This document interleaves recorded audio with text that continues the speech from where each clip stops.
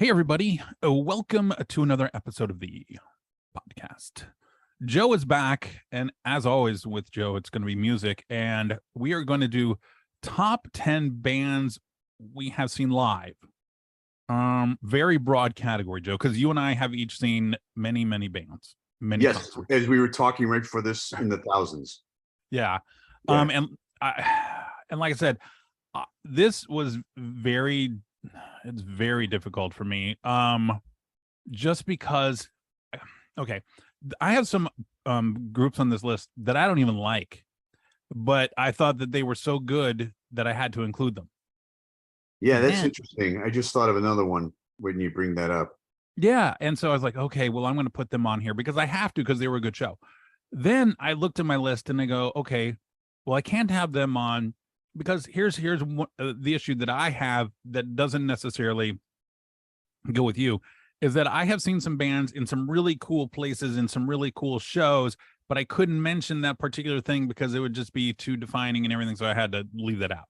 Then probably the greatest band I've ever seen live, I didn't even include them simply because of the fact that it would give too much information away.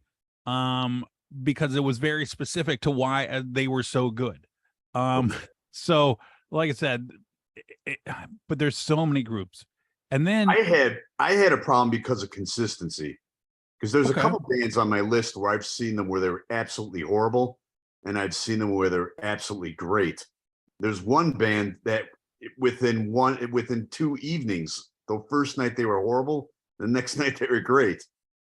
So, yeah, I mean, yeah. I had a couple on there that I saw 4 or 5 times in a year, like in a calendar year, and I get that same kind of thing. So anyway, without further ado, let's get started and give me your number 10 band you saw live. All right, before I give you my number 10, I just want to list 3 bands that have unforgivable sins in my Okay. So one is Van Halen. I've seen Van Halen several times with Roth and Van Hagar, and come to think about it, they really weren't that great. David Lee Roth talked way too much. He does talk a lot. And I've never seen a good Van Hagar show, so they don't make it. Guns N' Roses, their latest incarnation, yeah, they put on a great show, but the other times I've seen them, it's unforgivable. The crap I had to sit through and how crappy they were when I first saw them before they got big. No way. My next one, Motorhead, one of my favorite all-time bands, and I've stated that several times on your show. The first time I saw them live, their guitarist left, and I saw their second show, so I was all pumped to see them on their first United States tour. They had this giant bomber rig.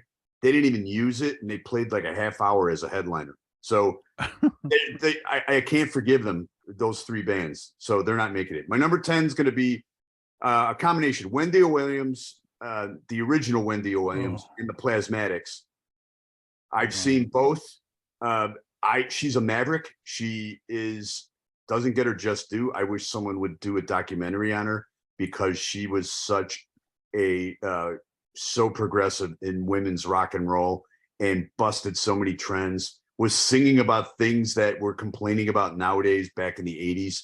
And they were always entertaining and always kicked ass. And she kicked ass as a solo artist too, and was very cool. We saw her in a bar in Chicago, and super cool. So I'm going to give that my number 10.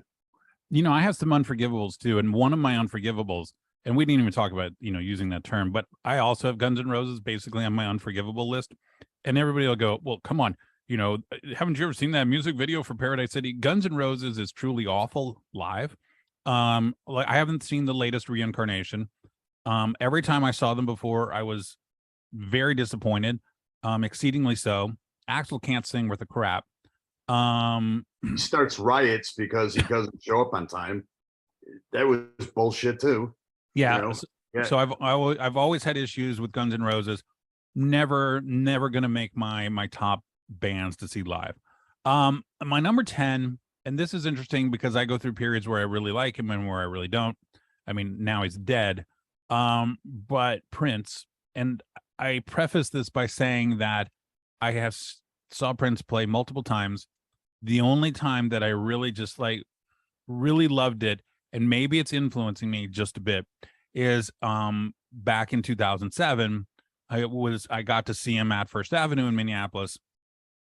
And that was what I noticed when on a lot of these shows that I put down best live bands, is that they were all in small little venues.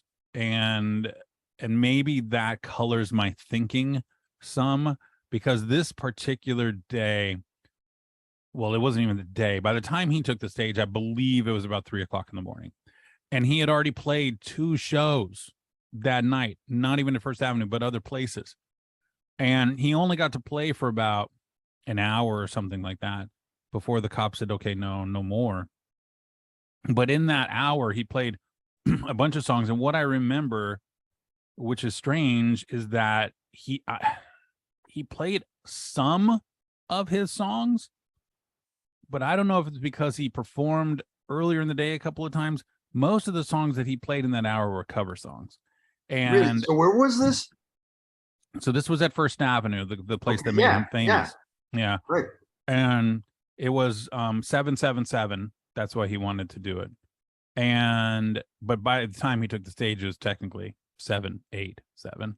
But yeah, so I honestly, I don't remember him playing any of his own songs. The ones that stuck out to me, he played Love Is a Losing Game by Amy Winehouse, and that was one of the covers. He played 2 or 3 Sly and the Family Stone songs, and a Chaka Khan song. I honestly don't think that he played any of his own songs in that hour, and maybe that's why I enjoyed it, because it was completely different than any other Prince show I had ever seen. And it was so that is, again, maybe colored by, because I don't think I would put any of his other shows that I saw in my top 10, but this particular one was just, so overwhelming that it influenced it, and it is my number 10. That's a great pick. And the only time I ever saw Prince was at the halftime of the Super Bowl in Miami, Which was the greatest Super Bowl halftime performance ever. Yeah, it was awesome. And also, it was the only time it didn't rain was when he sang Purple Rain. That was crazy. But that when he went into the Foo Fighters song, that just blew my mind. I couldn't believe that. Yeah. Go ahead. I'm Your picking number 9. another band out of my top 10 before I go to number 9, and that's Motley Crue. They were going to make it because I've seen some awesome shows by them, but I'm thinking now, because that final tour show was so great and they signed that contract, Yeah. and then they came back with the stadium tour, and I know they're making big money and they're selling out giant stadiums, but screw them. So they're out of my top 10. That's unforgivable too. I bought that stupid, they had a box set with a gravestone with all their music, and I fed into all that garbage. So they're out. I'm going to put number 9 as Cheap Trick, because that was my first concert and it just blew my mind. And I have seen them so many times, just being from the Chicago area, Rockford. They would always wind up either opening up for someone, or I would see them when they would play. I mean, they would open up. I mean, they're on tour with Rod Stewart right now. But, I saw them by accident at a baseball game in Baltimore. They played in the parking lot. And they always put on a great show. And then now that they have Rick Nielsen's son as the drummer, and Robin Zander has his son as a rhythm guitarist and backup, sometimes lead vocalist, I think they've even brought up their game and brought it up a notch. And they vary their set list a lot now, because when they had Bunny Carlos, he would only play the same songs. Now they dive deep. I mean, they always play their big hits, but they dive deep and bring up songs from, that you haven't heard in years, and it's just great stuff. So they're going to be my number 9. They are not on my list. However, I will say that one of the first pieces of rock memorabilia that I was ever given was a drumstick from Bunny, who we were just hanging out backstage, and he actually signed it for me and stuff. And it's really weird because instead of like, it wasn't a whole kind of drumstick, he like shaves off part of it, and so it's basically in the middle part is just all splinters and stuff, like if you were to grab it from the middle. And so he shaved it off and then signed it. Awesome. Yeah, so that's my Bunny Carlos story. My number 9 and again, this is where like, okay, well, maybe they're not my number 9. Maybe they should be up higher, because honestly, they probably should be up higher. But Foo Fighters, and I love Foo Fighters. Every show that I've ever seen has been great. Every show that I've ever seen, I think, has been a minimum of 3 hours. I remember one that was nearly 4, which maybe is putting them down the list. It's why Dave Matthews Band will never make my list. I don't like jam bands where now Foo Fighters, like I said, I mean, they played a lot of songs in the nearly 4 hours, but like a jam band, if you go to a Dave Matthews concert and it's 20 minutes per song, that's just not going to keep me entertained. Yeah. And I need song after song after song. That's, I don't know why. But I'm not going to sit there and just do a jam band. Grateful Dead is just not going to appeal to me in that kind of situation. Fish, same reason. So I think maybe that's why I put Foo Fighters a little bit lower. They are so good. I love the fact that they play covers. Any band that plays covers is going to win big in my book. I want them to play their hits. They have to play their hits, which is why, Madonna's on my unforgivable list, probably because of the fact that she doesn't really like to play her hits, doesn't want to play her hits. And I don't like that. U2, same kind of thing. They're not on my unforgivable list, but the same kind of thing where, we did that already. You should have seen our Joshua Tree when we talked, we did that whole tour. So now we're never going to play one of their songs at any of our concerts ever again. Yeah, I hate that. It's like, come on, dude. Don't be a jerk. So I like Foo Fighters a lot. I think Dave, if we were talking about Dave's talking a lot, Dave Grohl also talks as much as David Lee Roth. Maybe not quite as much. Every other word Dave's mouth is MFer. Right. But they try so hard and they play so hard and they give it their all, that if I told you, like, I'll pick all these bands, but I'd say, okay, you can see one band this year and I want you to have a good time, I would tell you to go see Foo Fighters. Yeah. Because I know you're going to have a good time. You're going to know a lot of the songs. You're going to get your money's worth because it's going to be super long. So even though they're number 9 on my list, if you came to me and said, which show should I go see Foo Fighters? In full disclosure, I've never seen them live. Like it never has worked out for me. And even like one of my sons saw them at Lollapalooza last year and he's texting me during the show and I was watching it on my computer. Yeah, they put on it's great. And I gotta catch them. Yeah, unfortunately, Taylor's gone. And hopefully, but yeah, I can't argue with you there. I thought maybe they would be even higher. Well, like I said, I mean, I have my 10 are really interchangeable, so I don't think that we should hold them to any kind of 10 to 1 list like we've done on some of others. Who is your number 8? All right, so this is going to be interesting. I'm putting Black Sabbath. Now, that doesn't shock me at all. Well, so the first time I saw them, they were pretty bad. And then this next time I saw them, they were Ronnie James Dio, and they were great. But the show that really blew me away, and I think it was more nostalgia than anything, because Ozzy really didn't do much. I mean, he had I was sitting next to the stage, and he had 2 giant TV screens, and he just read them the entire show. But when he got back together with them in 1998, I had chills going down my spine. I was a kid again. And Tony Iommi was great. The rest of the band was great. And that was like the last, Bill Ward was in and out of the band. Sharon is just mean. We need to have a show on Sharon Osbourne one day. But I got to include him just for that alone, because it just sent chills down my spine. Pantera opened up. It was just a great night. And that comes in as my number 8, right? Yeah. Here's number 8. My number 8, again, influenced by where I saw him. Honestly, though, I think it's the only time I've ever seen him. I want to say that I saw him where he sang one song one time. But I might just be misremembering that. So my number 8 is David Bowie. And I saw him at the Wiltern Theater in Los Angeles in 2004, I think I want to say. And so the Wiltern, it's a much smaller place, a couple thousand people. And I said, it was one of those kind of things where, okay, well, I've never seen Bowie. So I guess I hadn't seen him with the one thing, because I said, I've never seen Bowie. I need to go see him. Right. It's one of those things. I have to go see him. I'm going to regret not going. And I went and it was good. What I found out later was that David Bowie fans who were there hated that performance. Really? They thought that it sucked. They thought that his set list was awful. They thought that he sounded awful. They would have replaced 20 songs. I mean, that's the one thing. I guess he played for a long time. I want to say it was probably close to 3 hours. And it was this intimate thing. He played, I want to say 30 plus songs. So a long show.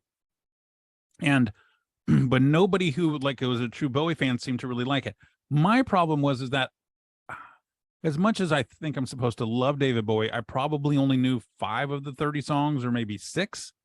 And a lot of those were much later in the show. You know, I'm not the biggest Bowie kind of, it was just, hey, this is a guy I need to see.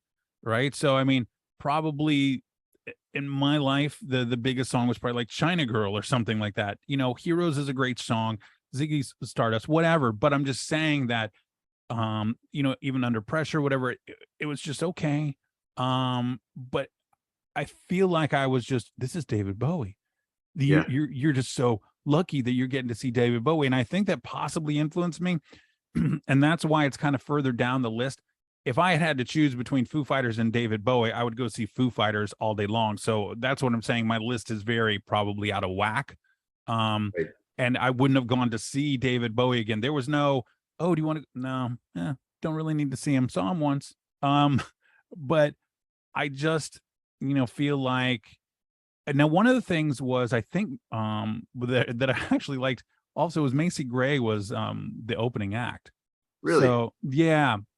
All right. So anyway, so maybe I shouldn't even rank that. But anyway, David Bowie. So I met my wife at a David Bowie concert. So where would you, I mean, do you have him on your top 10 or no? I do not. And it's the only time I saw him, and the show wasn't that good. It was on Sound and Vision. And that's when he came back and played all of his, I mean, he went through his whole catalog. So I was pumped. I mean, he's playing Ziggy Stardust, all the, you know, hard rock stuff I like, Station to Station. He played Panic in Detroit, but it didn't, his voice wasn't there, you know. But I've seen subsequent performances, like right around your time, where it was a little bit better. He had a better band. I don't know. I was disappointed in the show when I saw it, but I met my wife there, so that was life changing. There you go. Yeah, I saw her, got her phone number, and now we're 30 years of marriage. But yeah, that's my David Bowie story. So where are we at now? 7? Yeah, 7. All right, so I'm gonna go with Iron Maiden, and they I looked at Iron Maiden and I was like, you know, Joe's gonna pick them, so I just let. And I've seen them I saw them with their original singer once. That's the first time I saw them. I saw their first U.S. show with Bruce in Chicago, which was great. The thing that sticks in my craw about them is they go through these tours where they'll play all their hits, you know, all the songs, you know, and then you'll hit them on a tour where they play almost all their new album. And and some of their newest album, I can't get through. It's like they're trying to be, it's almost a parody of what you think Iron Maiden should be.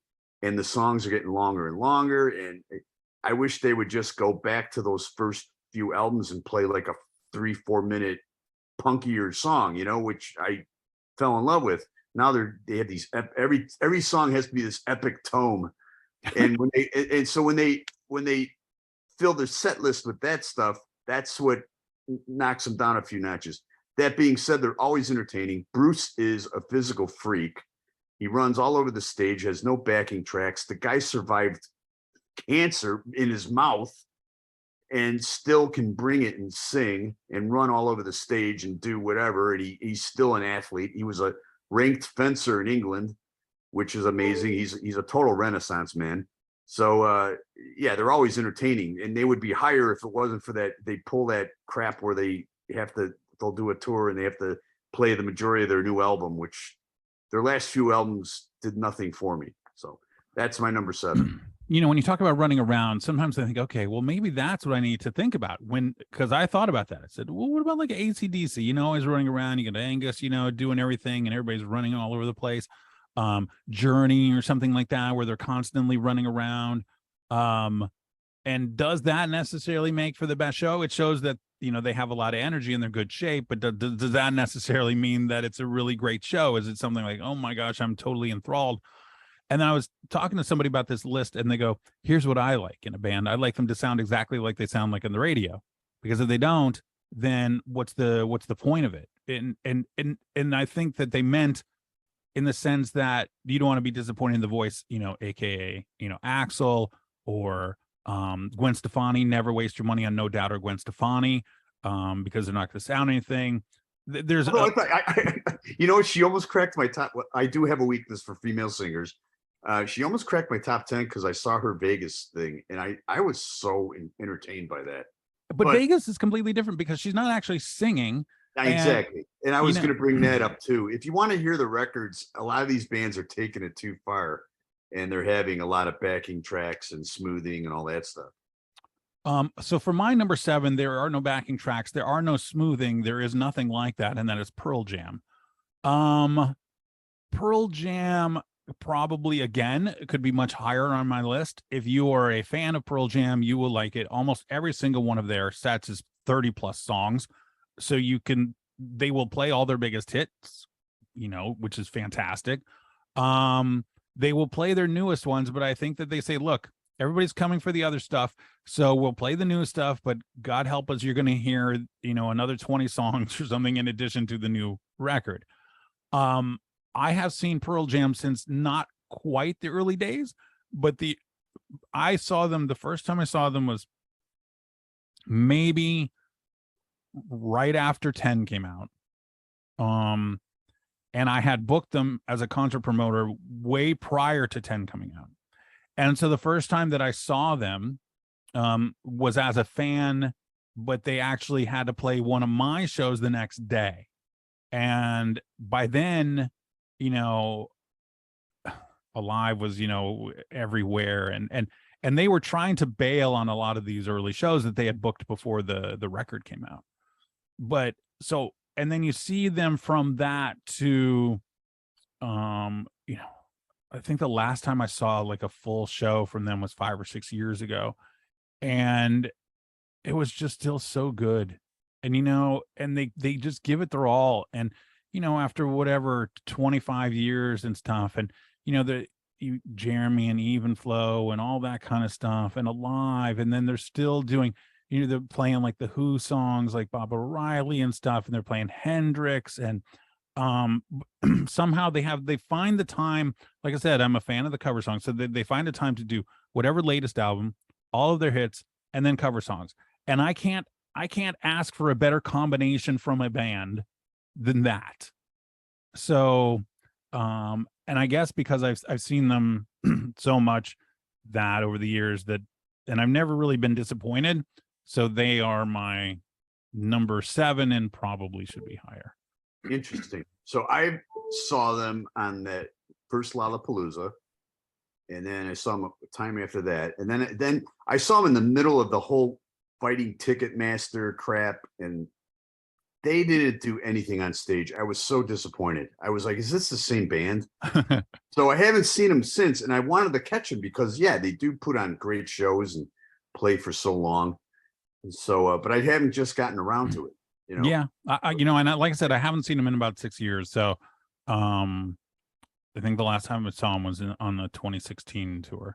All right, so I just knocked my. What are we at, 6? You're on to number 6. All right, I knocked my number 2 down to number 6 because okay, it's going to be Aerosmith, which I probably have seen them just as much, if not more, than Cheap Trick. I've seen them almost 30 times. The thing about Aerosmith is when they made great albums, they sucked live. And when they made good to crappy albums, they're amazing live. If you've been following their YouTube for the last month, they've been dropping concerts from each decade. Oh, So they nice. had a 77 show from Houston. They had a 89 show from somewhere in the Northeast. They had a 96 show, and then they just had a 2016 show, a 2003 show from Detroit. And you can see how much better as a performing group they were as they cleaned up. Joe Perry's guitar playing became amazing. In that 77 show, I mean, when I first saw him, that Joe Perry left the band. So they had Jimmy Crespo playing. But yeah, Joe Perry's back was to the audience. But then you see him like 10 years later and he's playing great, because I thought that Brad Whitford was actually a better guitarist, believe it or not. So I've seen some bad performances out of him. The second time I saw him, Steven Tyler could barely, I'm surprised he didn't pass out. And I believe he did. He played St. Louis. So I saw him in Chicago, and I think either the show before or after he went to St. Louis. And that's one of the shows where he passed out on stage. But yeah, you could tell he was a mess. But then, I saw him subsequently many times after that where they've been clean, or, as you say, California sober. Yeah. Yeah, but they really upped their game, and Steven does a lot of heavy lifting. He did, if you watch that 77 show, he did all the singing, no background. Now he's got background singers in that, but I think he deserves it. I think he sings the majority of the stuff still by himself. He needs that background because no one else on that band. Joe Perry's not a backup singer. He puts the mic to his, but he's a terrible singer. But they're entertaining. But yeah, there's been bad and good. But yeah, it's weird because when they made great albums, they were awful live, and then when they made average to bad albums, they were great live. And I was at the Super Bowl show with NSYNC and Britney Spears as well. That was interesting. I've only ever seen them once, and it was during the whole crazy kind of what album was that off the top of my head? Get a Grip. Yeah. So it was that tour, and I don't know, I felt that it was a different kind of Aerosmith than I think that I would have seen a decade earlier. Right. And so I kind of feel like I saw the popization of Aerosmith and maybe not the real Aerosmith. So I probably would never put them on my list because, it was just, I felt like the whole show was one big Alicia Silverstone, Liv Tyler video. And so I think I missed out on the hardcore Aerosmith that I probably would have liked more. I'll tell you what, they always throw guys like me a bone. Like I just saw them in Vegas a couple years ago at the residency, and they'll play like a Rats in the Cellar or like Lord of the Thighs, stuff off the first 4 albums, deep cuts, Yeah. Kings and Queens. And I will be the only guy standing up and cheering. And then, I'm the old dude. And then they play I Don't Want to Miss a Thing, and everybody else goes crazy, and I go to the bathroom, know. So but so they always throw me a bone. So I got to give them the props there because they always play, deep stuff off the first 4 albums. My number 6 makes it into my list just because of who they are, but they do commit unforgivable sins, as I mentioned earlier, and that is U2. Again, I guess because I have seen them so many times and in so many different places, I also have a fondness for whenever I see a band that's from Europe in Europe, or I guess even if they're not from Europe, but if I see them over there, then all of a sudden I go, oh my gosh, they're so good. This was so much better than the show I saw them do 2 weeks ago in the United States when it wasn't. But you just think that it is because you're in a different place or something. I really enjoy them. I do not like the fact that they are pretentious to the point where they don't want to. It was especially bad probably like 4 years ago, because the year before that they had toured with Joshua Tree. They had done Joshua Tree and they had done all those, and then they made the commitment that they weren't ever going to play the song from Joshua Tree again. But wait, that's your biggest album. That's the album that made you the biggest band in the world, and you just want to blow that off. And their logic was, you got to hear it. You didn't make it to that tour. I'm sorry, you're never going to get to hear it again. And it's just it's terrible. And they even say, if you wanted those songs, too bad. And I'm like, seriously? I just, and then, so they dumped Joshua Tree, right? So they're not going to play that anymore. So next year they have a tour, and probably 30 or 40% was from the album Songs of Experience, which nobody listened to, nobody bought, and you're wasting 30 or 40% of the songs from this album when you could have been playing stuff off Joshua Tree or others instead of those, because nobody even knows those. Nobody's coming to hear you play those. Nobody's going to leave the concert afterwards and say, oh my God, I can't wait to go buy Songs of Experience. And so just, if you're going to go out and charge $200 a ticket, play the stuff that everybody wants to listen to. I agree. That's bullcrap. So with you two, I couldn't. I liked War, and then when they got big in the '80s, I really didn't like them. I did like when they got weird in the '90s. I liked Zoo. I liked Achtung Baby. I almost saw it as like a Bowie direction, because they had Brian Eno as the producer. They went to Berlin to produce those albums, and I saw them on that Zoo tour, which was pretty cool. It was a huge stage. Saw them at a football stadium. I like the '90s stuff better than the '80s stuff for sure. Yeah. I just was more into it. It was less, pseudo political kind of thing, where it was just, hey, let's make some really cool music, and we don't have to be these guys from Dublin or whatever, and singing a song called Bad. It just like let's play some stuff. So anyway, that is my number 6. It is time for your number 5. All right, top 5. So this is going to be, what, I'm going number 5. I'm going Metallica, and I saw Metallica in a club. In fact, you can see probably my hand on YouTube at the Metro. It was the Metro in 1983. They opened up for Raven, and we ripped Kirk's guitar off his back. It's out there. And so I saw him open up for another band at a club in Chicago. And then I saw him on subsequent tours. Then I saw him, as they got bigger and bigger. This last tour they went on, I saw them in a football stadium and a hockey arena, and they still bring it. They were in the round, tons of explosions. They are spot on with their music. They put on a great show. They play a ton of songs. They mix up the set list a lot. They always throw back to early stuff and play new stuff as well.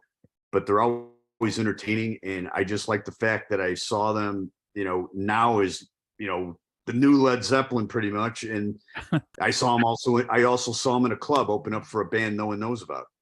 And it was great. In fact, they played that club last year as a warm-up for their newest tour. And they announced it like a couple hours before. This was in Chicago, and they only charged $19.83 because it was 1983 when at the show I went to. I didn't go. There's no way I could have got a ticket, but yeah, they played the Metro. It was really cool. But yeah, I got to put them in there because they've always been entertaining, whether in a club or in a football stadium. I've seen some good bands in the Metro. Really? Yeah, including some Chicago-based ones there. And now I'm trying to think of my favorite one there, and I'm not going to. I'll think of it probably as soon as we finish. But yes, there is one kind of like poppy Chicago-based group that I actually saw there. And now I'm never gonna remember. Dream. I don't know. I'll think of it later. Okay. My number 5, much like the David Bowie one, I felt, okay, I need to see this band because they're not going to be around much longer, and I want to be able to say that I saw them. And that's The Who. So I saw them probably, I think it was the 2000 tour. Saw them at a lovely, when I think of like amphitheaters, unless we're talking Red Rocks or the Gorge or something like that, I generally think of it as seeing a band at a mall. And this is no different. I mean, they were at the Verizon Amphitheater in Irvine, which I just consider just, some random, like I said, a mall. And they played. And I gotta say that even though I maybe knew like 3 songs or 4, it was incredible. And I didn't realize, how lucky I was, because I think it was the last year before Entwistle died. So I was super lucky that I went, and they were really good. Again, if you go and look at a David Bowie, if you go look at Who fans, will say, well, it wasn't really quite as good. I didn't like some of the songs that they chose. And right. But I enjoyed, unlike Bowie saw 4 years later, I thought that it was great. And when they did play songs that I knew, like especially like My Generation and stuff, I mean, it was out of control. The place was nuts. I was really disappointed because everybody said the Townsend like smashes his guitar at the end of My Generation, and he didn't. So I was a little bit sad about that because I go, I want to see that. I don't want to see him doing that. Just really, really great. And I have no, even though, like I said, I didn't know any of the songs. I think just because of the energy, everybody was so excited to see them, and it was really, really good. And like the kids are all right. It just, the songs that I knew just made it that much better, and everybody was just into every single song they sang. So I really liked it. You know, you bring up venues. What do you think of the Hollywood Bowl? I've seen a few shows there. The Hollywood Bowl is not a mall. That's not like, that doesn't go in my amphitheater kind of thing. I like the Hollywood Bowl because, you know, it's everybody for themselves. It's bleachers kind of thing. I like the Hollywood Bowl, and I have seen literally everything at the Hollywood Bowl, from say an orchestra to a show to Nightmare Before Christmas to church services. I have seen everything at the Hollywood Bowl, and no matter what it was, I've never been disappointed. I think everybody enjoys it. The only thing that nobody likes is the traffic getting there. It sucks. Yeah. It is. I'm not sure that, I mean, in LA, we are known for horrible traffic, but where the Hollywood Bowl is situated, which is a few blocks north of Hollywood and Highland, just south of the 101, in a place where there's a few parking spaces, it is a god awful mess to try and park there. Before Uber, I knew people that would park at Hollywood and Highland and then hike all the way over there. I always parked at that church. Yeah, and that church is where Saint where Elizabeth Taylor had her funeral, was at that church. Okay. All right. Yeah, I remember. I was staying in Marina Del Rey, and I missed the opening band. I was like, what the hell? Yeah. But once you get in your seat, I thought it's fantastic. It is. And so I don't count that as my mollification of amphitheaters. Right. Your number 4. My number 4 is Tool, and Tool will lead me into my next band, my number 3. I liked Tool in the 90s, but I really didn't start getting into them till the late 2000s with the, what is that, 100,000 Days or 10,000 Days. Yeah. And then their last album is amazing, Fear Inoculum. I listen to it constantly. But I've seen them 5 times, and every time they put on a great show. Maynard is now relegated himself to standing on an amp in the back, so he doesn't do much. But he gives it to the rest of the band, and the rest of the band is perfect musically, and I just like it. Their drummer Danny Carey is just amazing. He's today's Neil Peart. That's a compliment. Yeah, the same thing. The bass player Justin Chancellor is great, and Adam Jones is amazing. He's got such a unique sound on his guitar. Always entertaining. Always, I just had a great time. And one of my sons is a big fan, so I was able to bond with him and go to the show. So just really enjoyable, and they definitely cracked my top 5. Material Issue is the band in Chicago that I was thinking of that wasn't okay. Yeah. Who were a thing for like 2 minutes, but Chicago band, seeing in Chicago, and that's one of the things that people don't understand is like Material Issue. I mean, I had them as a promoter and something, but I saw them in Chicago, and when you see a local band in a local place where everybody has seen them for a long time, it is a completely different experience than if you see, say, the Chicago band taken out of Chicago and just put in some random, 500-person club that maybe knows a song or whatever.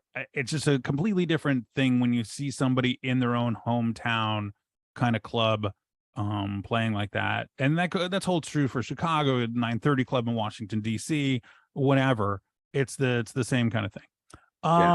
My number 4, and this is weird.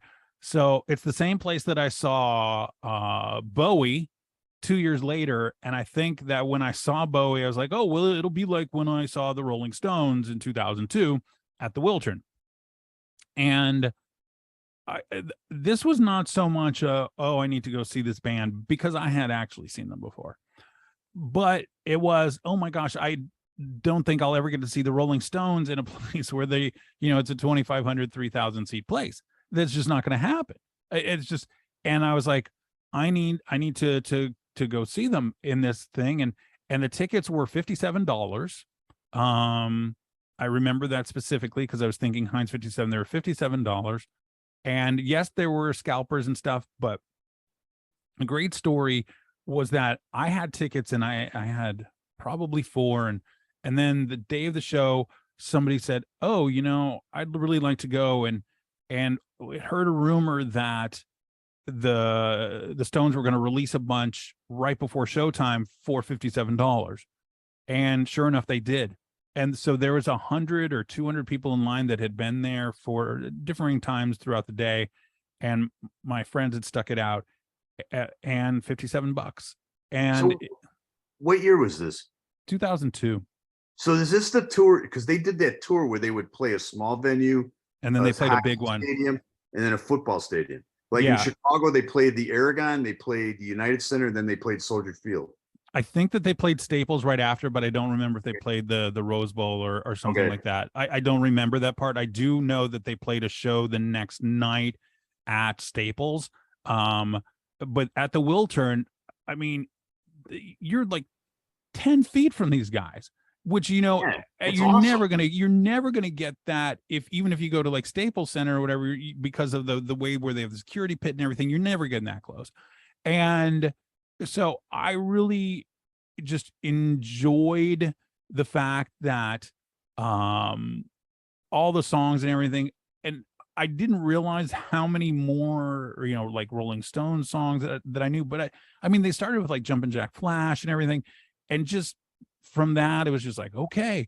And it's not even that I know that many songs. There was this guy, Solomon Burke, who opened for them, Yeah. who had, has written some of their songs that they always sing, like, everybody needs somebody to love and stuff like that. And then, he came out and sang with them for that. And I think that they really enjoyed playing the smaller place, and it really came across. And I was so glad that I went. They're never going to be one of my favorite bands ever, because it's from a different time, but I just enjoyed the hell out of that show. It was, I talk a lot in this about, 3-hour shows. This was an hour and 40 minutes tops, maybe an hour and a half. And that's, I think that they had one encore, something like that, with one song. And it was perfect, boom. And just, you guys, thanks for the hour and a half, hour and 40 minutes. Oh, let's move on. And so that is definitely one of my highlights. That is my number 4. Who is your number 3? All right, my number 3 is Rush. And I've seen them many times. Now, when they became very synth and poppy in the 80s, I bought the albums just to be a completist, but I didn't see them. So there was a gap where I didn't go see them live. But when I saw them earlier in the 70s, and then Moving Pictures, of course, and they were huge, great shows. But the one thing that really nails this for me to make them my number 3 was their last tour. And this is before, I would look on Wiki set list and find out set list and stuff. And I didn't figure out what was happening until about a few songs into the set. So they open up with a song from their latest album, and then they start playing these other songs. And I'm like, and then you see guys running around the stage constantly swapping out amps. They're changing guitars. They played their music, their catalog in chronological order backwards. And it was so friggin' cool. So by the time they did their encores, they had Eugene Levy come on and talk like he was some like local television guy from Toronto introducing a club band. And they had a curtain behind them with 2 spotlights, and it was just the 3 of them, like they're playing in a club. And they played stuff off their first album. That was their encore. But it was awesome. Like they opened up at this massive stage, and it just kept changing. For 2112, he had the same drum set he had, Neil Peart did. so when I realized what was happening, I was like, this is the coolest thing I've ever seen live. So they went in reverse chronological order, and man, they put the work into it, and it was such a great show. So that's my number 3. And did they do that the whole tour? Yeah, Oh wow. yeah, they did. It was great. And that is cool. They even have like Eugene Levy come out and stuff and do Yeah, that. it was cool. Yeah, and when they played Roll the Bones, they had a video with a bunch of stars too. What was I'm blanking on names where they went to a Rush show. I'll think of one of the actors, but he does part of the rap on Roll the Bones. But yeah, Eugene Levy, it was great, man.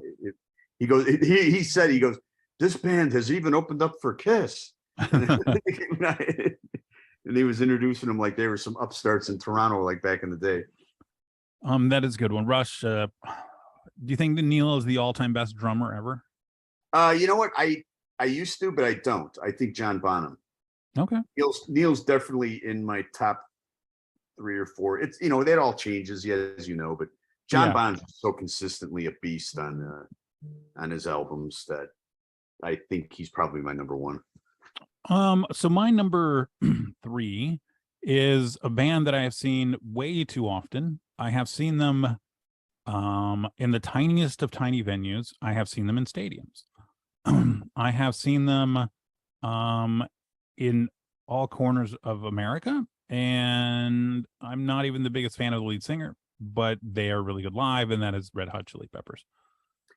I saw them, I think the most I've seen them in 1 year is probably 7 times. I was trying to count in my head how many times I had seen them.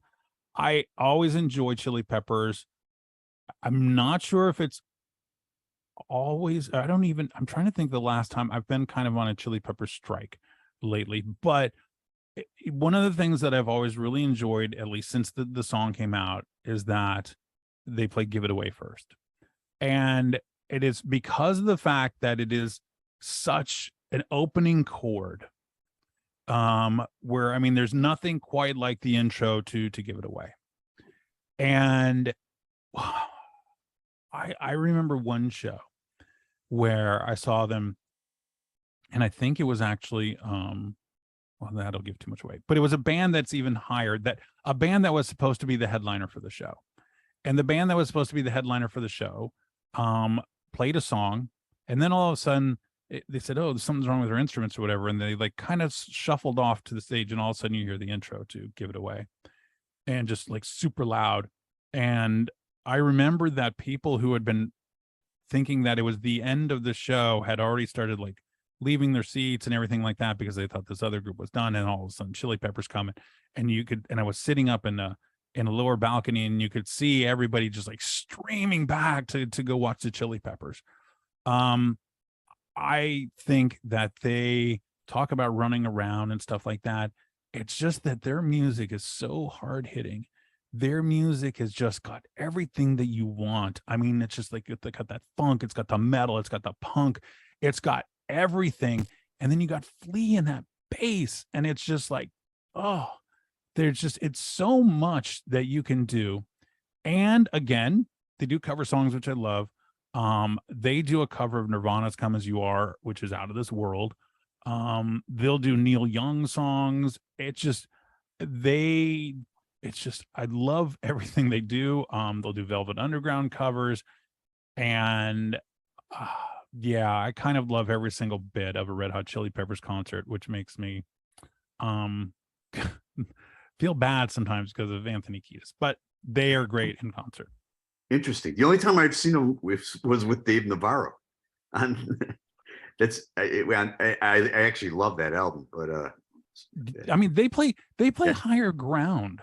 I mean, if you think about it, I mean, a lot of songs. So I mean, you got like, and not the Steve Winwood Higher Ground, but like the Stevie Wonder version, right. And it's just like, wow, where did that come from? I was not expecting that, especially, a couple of songs after you played Come As You Are, it's just like, so I'm always big for the cover songs, because it shows you what they like.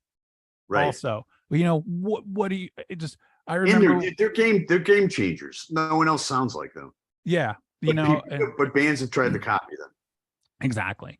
Yeah. So that is my number 3. Who's your number 2? My number 2 might surprise some people because if they've been listening, they probably think would be my number 1 is Kiss. And I've I had would have guessed number 1. I would have yeah. guessed number 1. So I've had such such a interesting relationship with Kiss. That being said, my friends think I'm a big Kiss fan, and I tell them I'm a high school quarterback. There's guys out there that are Tom Brady with their fandom. It's Yeah. insane. One thing I will say though is the second time I saw Kiss live, I was started dating a girl in college, and she dumped me because she wanted to go to a party, and I said, "F that! I'm going to see Kiss in Dubuque, Iowa." In front of 2,500 people. That's how low on the totem pole they were in 1983. But I saw them, and it was one of the best shows I've ever seen. It was just incredible. They played like they were playing in front of a football stadium.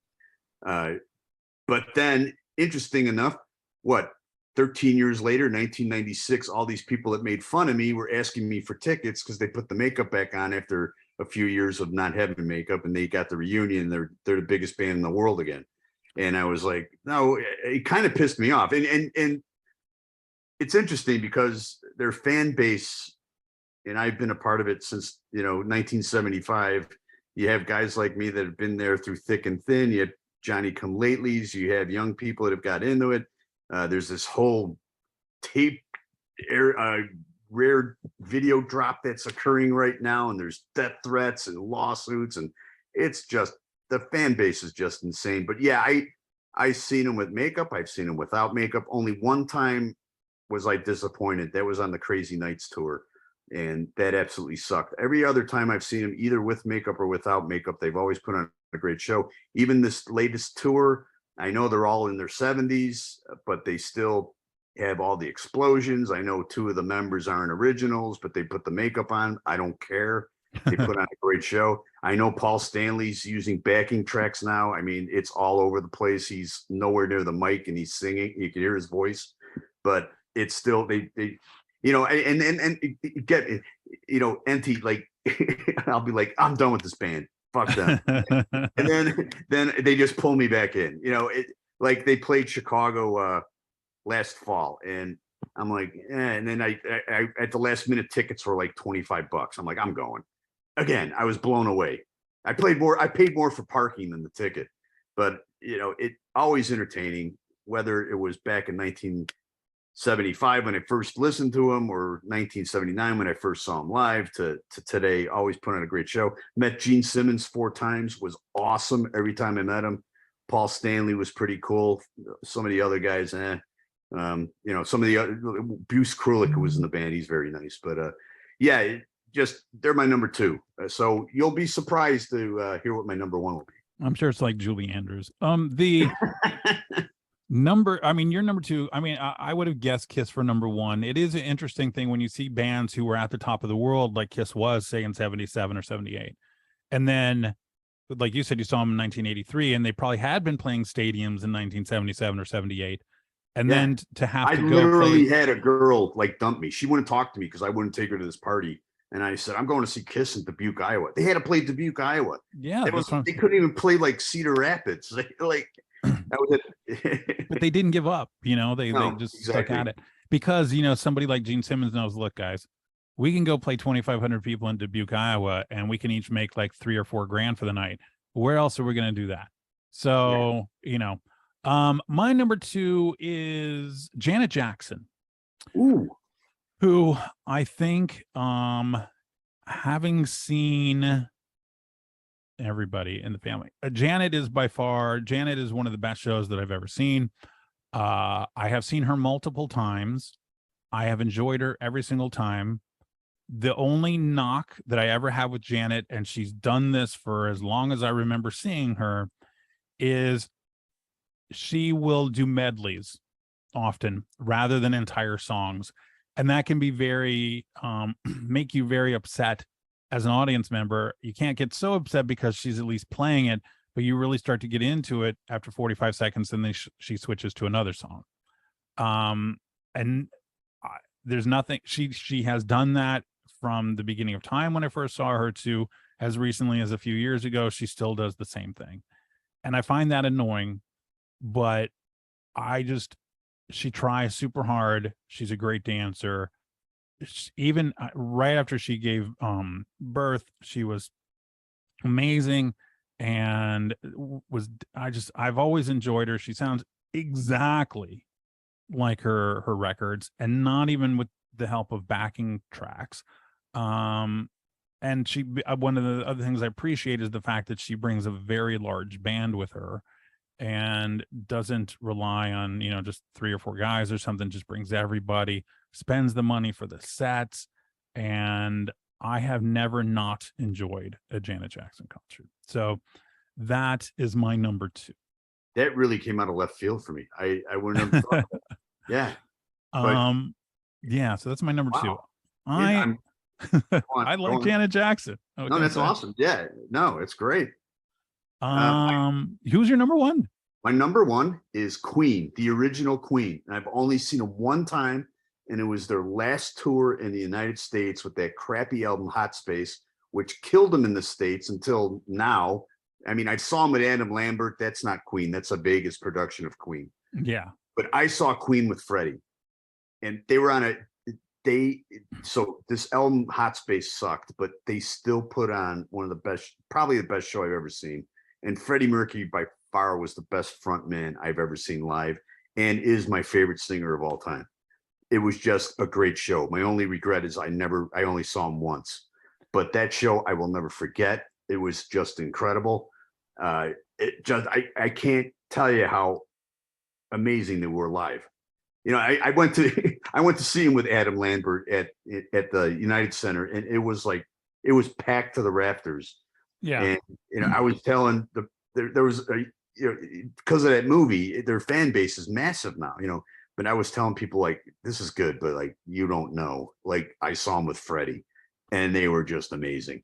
And he was a showman. And the thing I love about Queen, most of my favorite bands, all 4 original members, when they were a unit, all equally contributed to the success of the band. You don't think of John Deacon as the bassist much, but he wrote some of their biggest hits, including another one, Bites the Dust. So I love bands like that where every single member has, input. It's just not one guy or 2 guys. And it was, it's just a great show. So that's number 1, because it's like, it was possibly my favorite concert ever. And just the fact I saw Freddie, and he was amazing. Do you think, much like me seeing The Who with John Entwistle, do you think that because you saw Freddie, that it unnaturally moves to the top of your list? It would definitely have been, because I mean, that's a big thing, right? You see Freddie Mercury. Right, exactly. It's at the top of my, it probably would still be at the top of my list because it was just such a great show. Okay. And the fact that they were touring for such a bad album, and it killed them in the United States for so long, it just stands the test of time. And he'll always be my favorite singer. He's just incredible. Needless to say. And they've had these they were so popular right in the 70s, and then kind of disappeared, and then Wayne's World came along, right, and then made them popular again, and then they disappeared again, and then you have the Rami Malek movie or whatever, and then all of a sudden everybody likes them again, and it's like new generations discovering Queen. Right. My number 1, a little bit out of left field again, is REM. Interesting.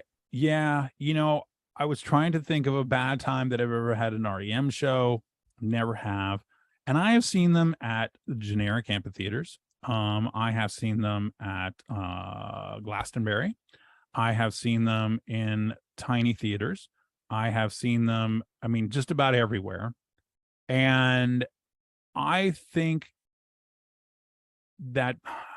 especially when I see them, they can grab people. Michael Stipe, I kind of find him to be annoying in person, I can see that. Yeah. As a general human being, I don't necessarily really like him. I have met him many times. You're fine. I feel like he's a little bit stuck up. I feel like he's a little bit entitled. I feel like he doesn't really treat his fans well, but it's like, oh, I'm on stage and here's what we're going to do. and I'm just going to go ahead and I'm going to play all these songs, and I'm going to go full on, full out blast. And you are going to hear every single song. You are going to hear the songs that are really, really difficult to sing, and you're going to hear me sing them. And there's not going to be any teleprompters. There's not going to be backing tracks. You are going to get how I am feeling today, and I'm going to give you everything I've got. And that's really all I'm hoping for with the group. Do they do, like the covers that I that I like? Yeah, what they do is they'll bring out, I've always seen them, if it's any kind of major city, they'll bring out like special guests and stuff. I've seen them bring out like Debbie Harry before. I've seen them bring out like Patti Smith and stuff.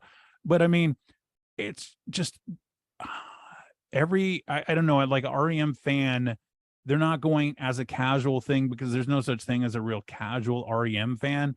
You're just pretty much, okay, yeah, we're pretty committed to this, and we know all the words to every single song. And I mean, it's just like, it's really great. So REM, again, but if somebody said, which one of these would you recommend? I'm still going to go all the way back to number 9 and say Foo Fighters, if you want to have a good time. Red Hot Chili Peppers is just really, really good. But I'll go with REM, I mean, as my quote unquote number 1. Who are your, do you have honorable mentions? You must have something. Yeah, I have a few. And Ted Nugent could have easily cracked my top 10. And I'm thinking back, maybe he should. I just saw him like a month ago and still brings it. And I've seen him many times, whether headlining or opening up for bands. And he's always entertaining. And AC/DC would have made my top 10 just for the fact I couldn't put him in because I never saw him with Bon Scott. And I prefer the Bon Scott era. They're great with Brian Johnson. Don't get me wrong. Angus still brings it at what, 70 years old. I thought their last album was incredible, Power Up. But I couldn't put him in just because I never saw him with Bon Scott. Judas Priest. The last few times I saw him, they were actually really, really good. But when I first saw him, thinking back, really fat, played really fast, real short set list, kind of disappointed. So I couldn't put them in my top 10 either. But those are my honorable mentions. I'm still trying to digest REM as the top band. I have, A Tribe Called Quest should have made my top 10. Okay. I would have definitely put them. I mean, I think about them a lot. I think about Smashing Pumpkins a I've seen them lot. quite a few times. Rage I Against got the a good Smashing Machine. Pumpkin story. Oh, well, let's hear it. Actually, I have two. Okay. One is we saw Jane's Addiction in Okay. 1988, and a band called Smashing Pumpkins opened up, and we thought it was the worst thing we've ever seen. And then a couple years later, my friend comes over with this album called Gish, and he puts it on, doesn't tell me who it is, and I'm like, this is awesome. He's like, it's Smashing Pumpkins. So they got a great drummer, and he decided to crank up the guitar. My second one is I'm at Motley Crue on the final tour, and I had really good seats. And I look at the floor, and there's this I see this giant tennis shoe. So it's a big dude. And I look up, and it's Billy Corgan. And he's standing right next, he had the seat next to me. And my friend tried to strike up a conversation with him, and he wasn't very friendly. But Billy Corgan was there because Tommy Lee played on one of his albums, and he's friends with him. So, but yeah, we sat next to him. So those are my two Smashing Pumpkins stories, but I've seen them quite a bit, being from Chicago. Well, part of my problem with the list is that I was like, okay, another one that I would put in the top 10, and really I probably should have put in there, is Beastie Boys. I hadn't seen them enough, and some of the shows that I saw them were only like 2 or 3 song, kind of like little one-off things. Sonic Youth, I love them, but I thought, well, nobody's gonna know who the hell Sonic Youth is. So I kind of skipped them a little bit. I think everybody probably expected me to say like Bjork and Sugar Cubes, just because I've probably seen them 100 times or something like that. Echo and the Bunnymen live, I love them. Country, one of the things, I almost put Willie Nelson, because I've seen him probably like 30 times, but his shows are always the same, and it's always a good time, but he's just up there with his guitar just singing a song, and I'm not sure that that's necessarily like everybody's kind of okay. We like him running around. If you like running around in country music, Garth Brooks was always really good. Black Flag, I love them. If we're going to go deep punk, The Alarm, Pink and Lady Gaga, I really like them. I'm trying to think of anybody else that Morrissey, although I really hate him right now, so I'm not sure if John Mayer, who for somebody I don't really like, John Mayer puts on a really good show. Evanescence, I don't know. I've got a lot of, like I said, I have seen so many bands that it just blows my mind. And I'll tell you what, when we were in Vegas, this was 2012, I think. We saw Elton John and Donnie and Marie back to back. Now my wife is a huge Donny Osmond fan. So Elton John, I left. I was so friggin' bored. That was at the Coliseum. The next night we saw Donnie and Marie. It was one of the most entertaining shows I've ever seen. Just great. See, because you never know. Yeah, and right. you never know. And all those bands that I listed, by the way, and back, sometimes I'm in a back mood and sometimes I'm not. But every single one of those bands that I listed earlier, I've probably seen them like 3 or 4 times each. I saw Fugees. I just can't put them on my list because they were not getting along that night, and it was a train wreck of a show.